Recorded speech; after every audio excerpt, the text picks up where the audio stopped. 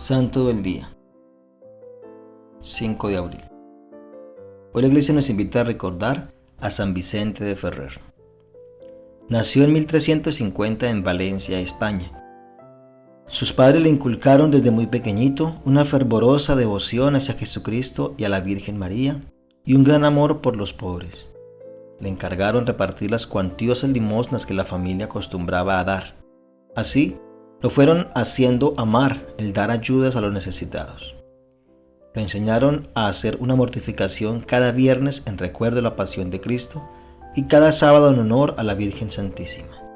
Estas costumbres las ejerció durante toda su vida. Se hizo religioso en la comunidad de los padres dominicos y por su gran inteligencia, a los 21 años ya era profesor de filosofía en la universidad. Durante toda su juventud, el demonio lo asaltó con violentas tentaciones y además, como era extraordinariamente bien parecido, varias mujeres de dudosa conducta se enamoraron de él. Como no les hizo caso a sus zalamerías, le inventaron terribles calumnias contra su buena fama. Todo esto lo fue haciendo fuerte para soportar las pruebas que le iban a llegar después. Siendo un simple diácono, lo enviaron a predicar a Barcelona. La ciudad estaba pasando por un periodo de hambre y los barcos portadores de alimentos no llegaban. Entonces Vicente en un sermón anunció una tarde que esa misma noche llegarían los barcos con los alimentos tan deseados. Al volver a su convento, el superior lo regañó por dedicarse a hacer profecías de cosas que él no podía estar seguro de que iban a suceder. Pero esa noche llegaron los barcos y al día siguiente el pueblo se dirigió hacia el convento a aclamar a Vicente, el predicador. Los superiores tuvieron que trasladarlo a otra ciudad para evitar desórdenes. Vicente estaba muy angustiado porque la Iglesia Católica estaba dividida entre dos papas y había muchísima desunión. De tanto afán se enfermó y estuvo a punto de morir, pero una noche se le apareció nuestro Señor Jesucristo, acompañado de San Francisco y Santo Domingo de Guzmán. Le dio la orden de dedicarse a predicar por ciudades, pueblos, campos y países. Y Vicente recuperó inmediatamente su salud. En adelante, por 30 años, Vicente recorre el norte de España y el sur de Francia, el norte de Italia y el país de Suiza, predicando incansablemente con enormes frutos espirituales. Los primeros convertidos fueron judíos y moros. Dicen que convirtió a más de 10.000 judíos y otros tantos musulmanes o moros en España. Y esto es admirable porque no hay gente más difícil de convertirse al catolicismo que un judío o un musulmán. Las multitudes se apiñaban para escucharle, donde quiera que él llegaba. Tenía que predicar en campos abiertos porque las gentes no cabían en los templos. Su voz sonora, poderosa y llena de agradables matices y modulaciones, y su pronunciación sumamente cuidadosa, permitían oírle y entenderle a más de una cuadra de distancia. Sus sermones duraban casi siempre más de 2 horas. Un sermón suyo de las 7 palabras en un Viernes Santo duró 6 horas. Pero los oyentes no se cansaban ni se aburrían porque sabía hablar con tal emoción y de temas tan propios para esas gentes y con frases tan propias de la Sagrada Biblia que a cada uno le parecía que el sermón había sido compuesto para él mismo en persona. Antes de predicar, rezaba por 5 o más horas para pedir a Dios la eficacia de la palabra y conseguir que sus oyentes transformaran al oírle. Dormía en el puro suelo, ayunaba frecuentemente y se trasladaba a pie de una ciudad a otra. Los últimos años se enfermó de una pierna y se trasladaba cabalgando en un burrito. En aquel tiempo, habían predicadores que lo que buscaban era agradar a los oídos, componían sermones rimbombantes que no convertían a nadie. En cambio a San Vicente lo que le interesaba no era lucirse, sino convertir a los pecadores. Y su predicación conmovía hasta los más fríos e indiferentes. Su poderosa voz llegaba hasta lo más profundo del alma. En pleno sermón se oían gritos de pecadores pidiendo perdón a Dios. Y a cada rato caían personas desmayadas de tanta emoción. Gentes que siempre habían odiado, hacían las paces y se perdonaban y se abrazaban. Pecadores endurecidos en sus vicios pedían confesores. El santo tenía que llevar consigo una gran cantidad de sacerdotes para que confesaran a los penitentes arrepentidos. Hasta 15.000 personas se reunían en los campos abiertos para oírle. Después de sus predicaciones, lo seguían dos grandes procesiones, una de hombres convertidos rezando y llorando alrededor de una imagen de Cristo crucificado, y otra de mujeres alabando a Dios alrededor de una imagen de la Santísima Virgen. Estos dos grupos lo acompañaban hasta el próximo pueblo a donde el santo iba a predicar, y allí le ayudaban a organizar aquella misión y con su buen ejemplo conmovían a los demás.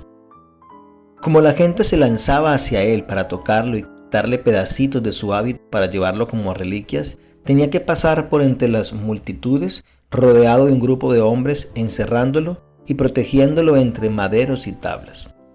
El santo pasaba saludando a todos con su sonrisa franca y su mirada penetrante que llegaba hasta el alma.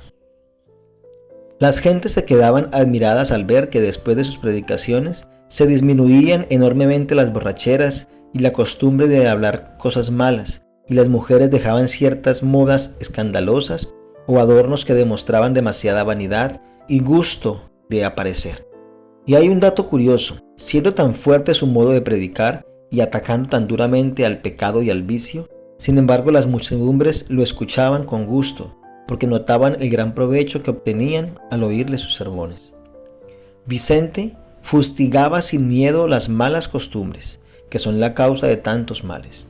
Invitaba incesantemente a recibir los santos sacramentos de la confesión y de la comunión. Hablaba de la sublimidad de la Santísima Misa. Insistía en la grave obligación de cumplir el mandamiento de santificar las fiestas.